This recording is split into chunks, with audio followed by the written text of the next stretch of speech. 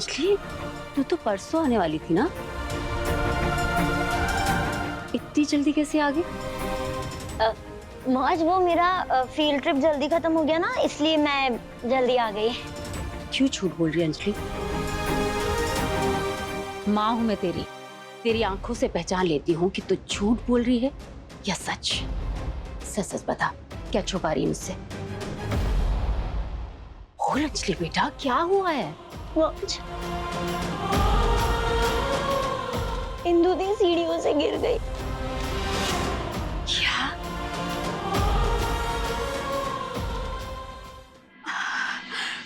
अब कैसे है इंदु? डॉक्टर ने कहा है वो जल्दी ठीक हो जाएंगी। बस उनके हाथ में और सर में चोट आई है। मैंने इंदु पर बहुत गुस्सा किया था समीर को लेकर, पर माँ हूं ना, बच्चों के बारे में ही सोचूंगी। मैंने सोचा था कि शादी के बाद सब कुछ ठीक हो जाएगा, लेकिन दिन ब दिन उसकी तकलीफें बढ़ती ही जा रही है। मौत संभालो अपने आप को, सब ठीक हो जाएगा।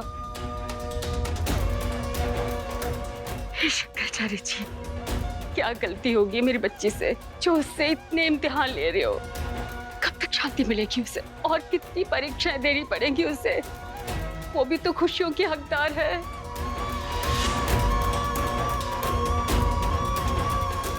बस अब बहुत हो गया, अब उसे भी थोड़ी सी शांति दे दो।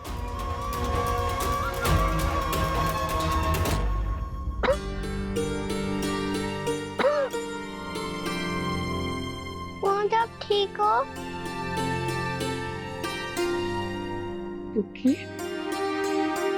बहुत आराम से, आपको चोट लगी है। ओके बेटा, आप यहाँ क्या कर रहे हो? आपको इस कमरे में कौन लेके आया? नहीं पापा। जीनी पापा? हाँ। मौज, आप ठीक हो ना? मेरी बुक्की मुझसे मिलने आई है, मेरे साथ है, तो मौज तो ठीक ही हो जाएगी ना? हाँ मौज, अभी मैं आपका कभी अकेला नहीं छोड़ूंगी। अगर मैं आपके साथ होती, आपको चोट नहीं लगती। मैंने आपको बहुत मिस किया। हम कब सब साथ में रहेंगे मौज? बहुत जल्दी बेटा। ओके मौज। हो गई बातें? कैसा फील कर रही हो? रितेश, मैं जानता हूं तुम क्या कहना चाहती हो। कामना दी ने मुझे खुद कहा कि मैं जून को तुम्हारे पास ले जाऊं। जून कुछ खाना नहीं खा रही थी और सैड फील कर रही थी, तो उन्होंने कहा कि जून को अच्छा लगेगा और जून के तुम्हारे पास आने से तुम भी जल्दी ठीक हो जाओगी। चलो खाना खाओ। पहला जून के लिए। नहीं, पहले मौज को।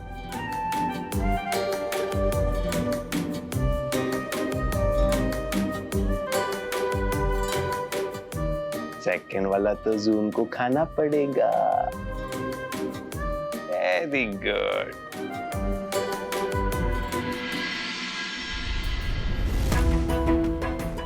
समीर, तू इतना रिलैक्स कैसे रह सकता है? अरे शुक्र मना उस पिद्दी ने ये बात नहीं सुनी कि तूने इंदु को धक्का दिया था। मेरी पूरी नजर थी उस पे, उसने इस बारे में तो कोई बात नहीं की। शुक्र है। As if I care.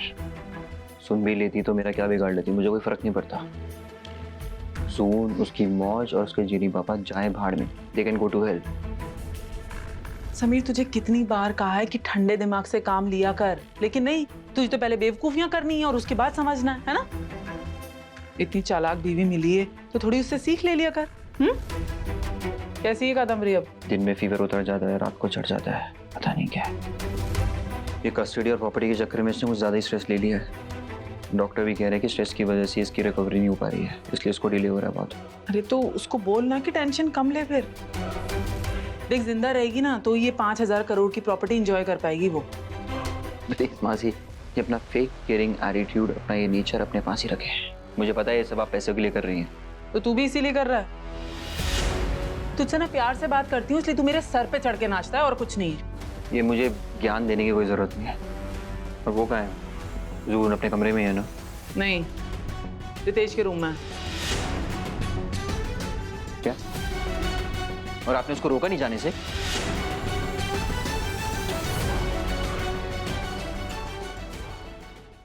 चाहिए ना? आपका टर्न।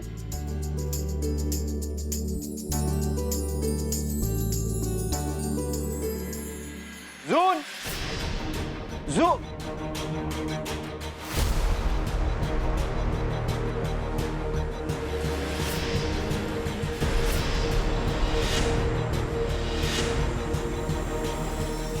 मौज, जीनी पापा, मैं चलती हूँ। जीनी पापा, अब मौज के ध्यान रखना। ठीक है बेटा।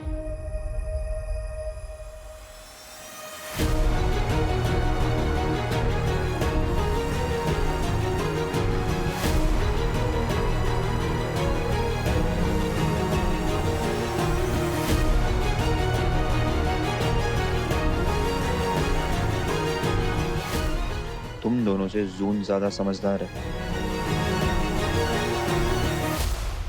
ऐसे कब तक चलेगा रितेश?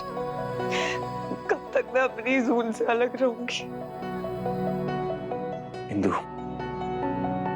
देखो फिलहाल तुम्हारी तबीयत खराब है, तो प्लीज ठीक होने पे ध्यान दो। और मैं तुमसे वादा करता हूँ बहुत जल्द जून हमारे साथ होगी। सच में? मतलब कामना भाभी ने जबरदस्ती जून पुत्र को वो सैंडविच खिलाया? हे भगवान, अरे हम लोगों के साथ उनका बुरा व्यवहार फिर भी एक बार समझ में आता है, लेकिन जून वो तो छोटी सी बच्ची है, उसने क्या बिगाड़ा है उसका? वही तो डॉली, बड़ों की दुश्मनी की खुन्नस उस बेचारी छोटी बच्ची से निकल रही है भाभी। उन्हें इतना भी समझ में नहीं आता है कि उस बेचारी छोटी बच्ची पर क्या क्या बीत रही है। सच कहूँ तो उस बेचारी मासूम बच्ची को देख के ना मेरा दिल बहुत दुखता है। अरे अभी उम्र ही क्या है उसकी, और इस छोटी सी उम्र में उसने क्या क्या नहीं देख लिया।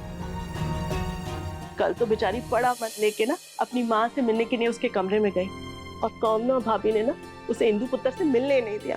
और आज पता नहीं उन्हें क्या सोचा, अचानक से खुद ही कहने लगे कि जाओ जून को इंदु से मिलवा लाओ। मुझे ना इसमें भी उनकी कोई चाल नजर आती है। वो जो भी हो, हम रितेश का साथ कभी नहीं छोड़ेंगे। बिल्कुल सही कहा आपने। वैसे भी इंदु और रितेश क्या कुछ नहीं सह रहे। देखो ना, कल अचानक से इंदु पुत्र सीढ़ियों से गिर गए, कुछ समझ ही नहीं आया कि क्या हुआ। नमस्ते चाचू, नमस्ते चाची, कैसे हो आप लोग सब? हम अच्छे हैं, तू कैसा है? एकदम बढ़िया, आप कैसे हो? तो भाई राहुल कहाँ थे इतने दिनों तक? कोई नई नौकरी पकड़ ली क्या? अरे नहीं, माँ की तबीयत ठीक नहीं थी ना, तो इसलिए मैं कुछ दिनों के लिए घर चला गया था। आप कैसी है पुत्र? एकदम बढ़िया। और उन्होंने आपके लिए मिठाई भेजी है, ये लीजिए। अरे वाह, उन्हें हमारी तरफ से थैंक यू कहना। जरूर। वैसे घर में सब कुछ ठीक है ना? क्योंकि मैंने रितेश को 2-3 बार फोन किया और उसने मेरा कॉल तक नहीं उठाया। कोई एक मुसीबत हो तो बताओ। अभी तो ऐसा लग रहा है कि जैसे घर में मुसीबतों का अंबार लग गया। क्यों, अब क्या हुआ? समीर तो जेल में।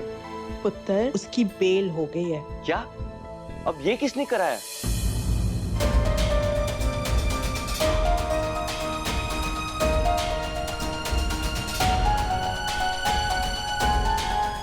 घर में इतना सब कुछ हुआ है और आप लोग ने मुझे बताया तक नहीं।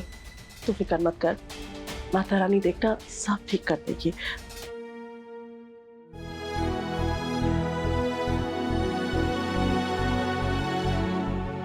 डॉक्टर ने कहा है कि लेफ्ट हैंड की जितनी कम मूवमेंट करोगी उतनी जल्दी हील होगा। तो एक बात बताओ, तुम इतनी रात को सीढ़ियों पे कर क्या रही थी? हमारा डिनर हो गया और हम सब अपने अपने रूम में सोने के लिए चले आए। फिर मुझे नींद नहीं आ रही थी, इसीलिए मैं बुक पढ़ने बैठ गई। अचानक मुझे प्यास लगी तो मैं बाहर चली गई और अचानक से लाइट चली गई। इंदु, ये तो पॉसिबल ही नहीं है, पूरे घर में इन्वर्टर लगा हुआ है। और अगर जाती तो किसी और को भी पता चलता, कोई बताता मुझे आके। रितेश, मुझे लगता है सिर्फ लिविंग रूम की लाइट चली गई थी। सिर्फ लिविंग रूम की? अजीब है। वही तो। और मैं जैसे ही लिविंग रूम में पहुंची तो मैंने देखा मेन डोर खुला था। मुझे कुछ समझ में ही नहीं आया, इतनी रात को मेन डोर किसने खुला छोड़ा होगा। मैं बस डोर बंद करने के लिए आगे बढ़ी तो मुझे ऐसा लगा कि सीढ़ियों पे कोई तो है। मैं स्टेयरकेस के पास गई और फिर अचानक किसी ने मुझे पीछे से धक्का मारा।